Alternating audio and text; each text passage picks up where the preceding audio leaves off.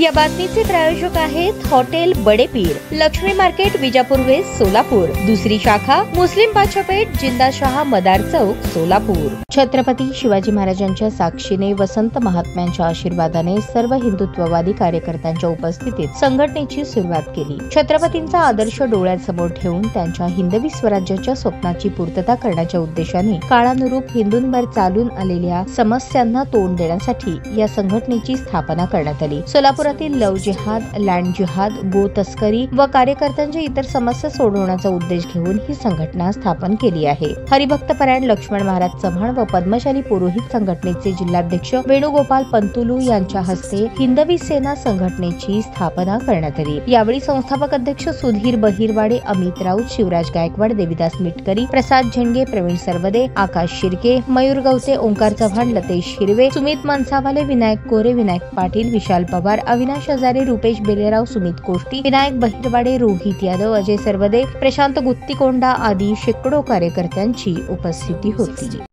जय श्रीराम। मी सुधीर बहिरवाडे।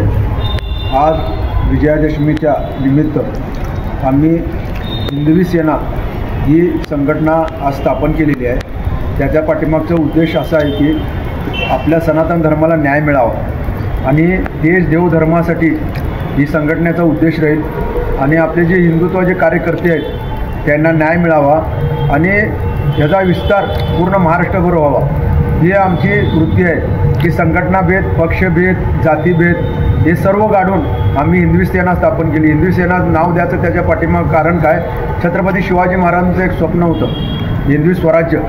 ती हिंदवी स्वराज्याचा विस्तार व्हावा आणि परत हिंदूमध्ये जे फूट पडलेली ती परत एक व्हावे याच्या पाठीमागचं हे ध्येय आहे आणि छत्रपती शिवाजी महाराजांचं आम्ही हे स्वप्न साकार, आमच्या हिंदवी सेना स्थापून आम्ही स्वप्न साकार करणार।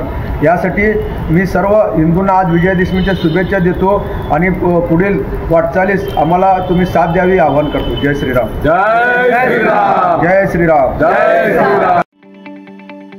ताज्या बातम्या पाहण्यासाठी प्राईम महाराष्ट्र न्यूज चॅनलला सबस्क्राईब करा।